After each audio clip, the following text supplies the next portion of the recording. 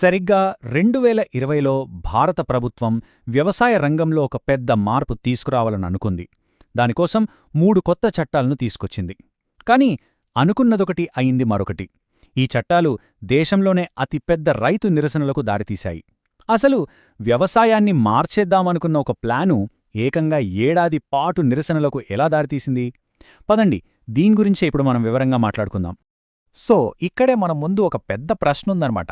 ఒక మంచి సంస్కరణ అని మొదలుపెట్టినప్పుడు అది ఎందుకంత పెద్ద వివాదంగా మారింది? ఆ కారణాలేంటో ఇప్పుడు చూద్దాం.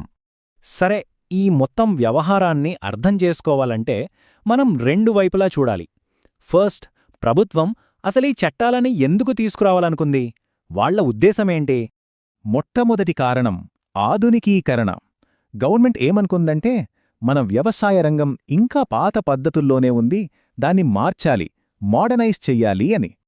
ఆ మోడర్నైజేషన్ ఎలా వస్తుంది? ప్రైవేట్ పెట్టుబడుల ద్వారా. అవును, ప్రైవేట్ కంపెనీలు డబ్బు పెడితేనే కదా కోల్డ్ స్టోరేజీలు, మంచి సప్లై చైన్లు వస్తాయి. ఇదన్నమాట వాళ్ళ ఆలోచన.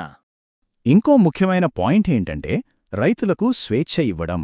అంటే రైతులు వాళ్ల పంటను ఏ ఏపీఎంసీ మార్కెట్లోనూ అమ్మాల్సిన పనిలేదు. వాళ్లకు నచ్చిన చోట నచ్చిన వాళ్లకి అమ్ముకోవచ్చు. అలా చేస్తేనే వాళ్లకు మంచి రేటు వస్తుందని ప్రభుత్వం చెప్పింది. సరే, ఇదంతా ప్రభుత్వం చెప్పిన మాట. మరి నాణేనికి మరోవైపు కూడా ఉంటుంది కదా. ప్రభుత్వం ఇంత మంచి సంస్కరణలు అంటుంటే రైతులు ఎందుకు అంతలా భయపడ్డారు? రోడ్లమీదకొచ్చి ఎందుకు నిరసనలు చేశారు? వాళ్లలో ఉన్న అతిపెద్ద భయం కార్పొరేట్ దోపిడీ.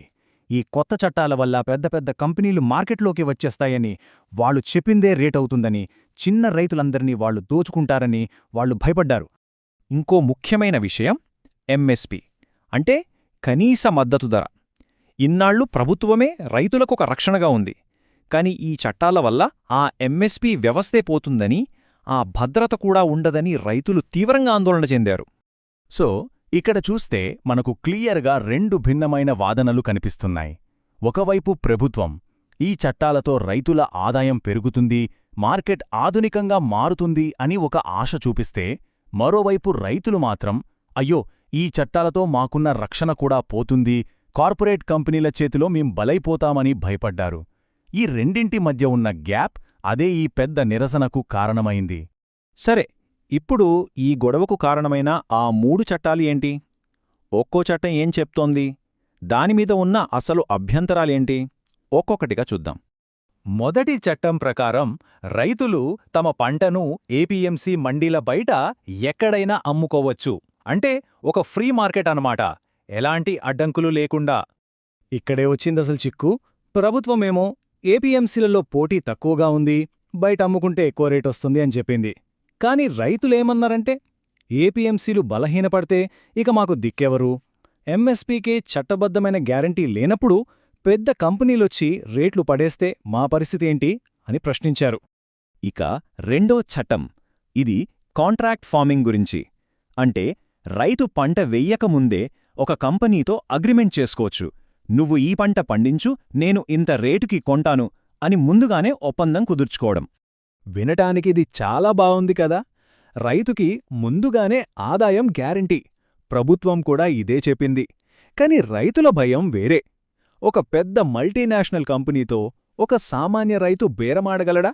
రేపు ఏదైనా తేడా వస్తే ఆ వివాదాన్ని పరిష్కరించే వ్యవస్థ కూడా ఆ కంపెనీకి అనుకూలంగా ఉంటుందేమోననే వాళ్ల ఆందోళన.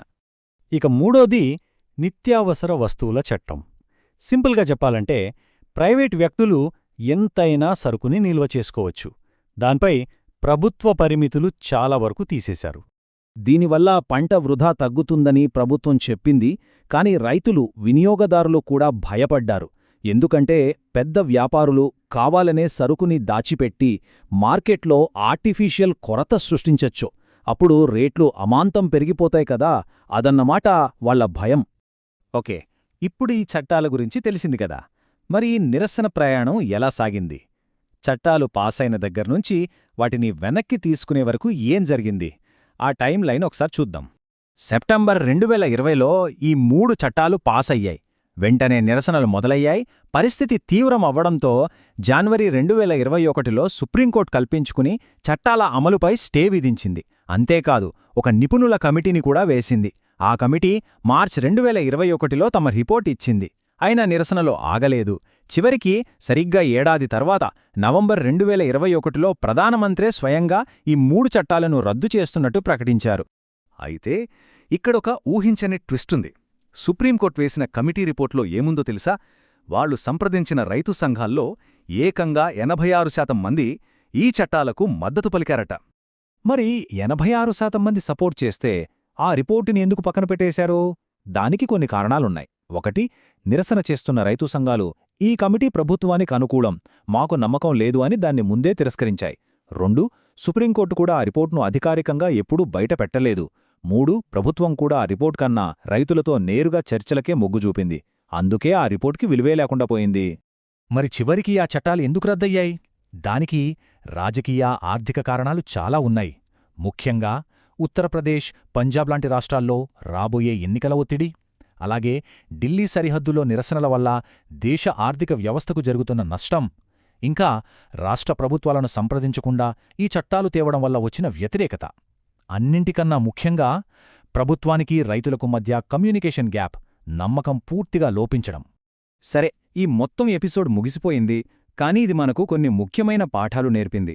భవిష్యత్తులో ఇలాంటి పెద్ద సంస్కరణలు చేసేటప్పుడు ఎలాంటి జాగ్రత్తలు తీసుకోవాలో ఇది మనకు చూపిస్తుంది. మొత్తంగా చూస్తే మనం 4 కీలక పాఠాలు నేర్చుకోవచ్చు. 1, సంప్రదింపులు. ఏ సంస్కరణ తెచ్చినా అది ఎవరికోసమో వాళ్లతో మొదట్నుంచి మాట్లాడాలి. 2, భద్రత. రైతులకు ప్రాణమైన ఎంఎస్పీ లాంటి వాటికి చట్టపరమైన హామీ ఇవ్వడం నమ్మకాన్ని పెంచుతుంది. 3, ఉన్న వ్యవస్థలను బలోపేతం చెయ్యాలి, అంతేగాని వాటిని పక్కన పెట్టకూడదు. అంటే ఏపీఎంసీలను ఆధునీకరించాలి. 4, పారదర్శకత. కార్పొరేట్ కంపెనీలను ఆహ్వానించినా రైతులకు నష్టం జరగకుండా బలమైన చట్టపరమైన రక్షణలు కల్పించాలి. చివరిగా ఇదంతా మనల్ని ఒక పెద్ద ప్రశ్నకు తీసుకొస్తుంది. దేశానికి అవసరమైన సాహసోపేతమైన సంస్కరణలు చేయడం, అదే సమయంలో ప్రజల నమ్మకాన్ని నిలబెట్టుకోవడం, ఈ రెండింటి మధ్య సరైన బ్యాలెన్స్ సాధించడం ఎలా? ఇది నిజంగా ఆలోచించాల్సిన విషయం.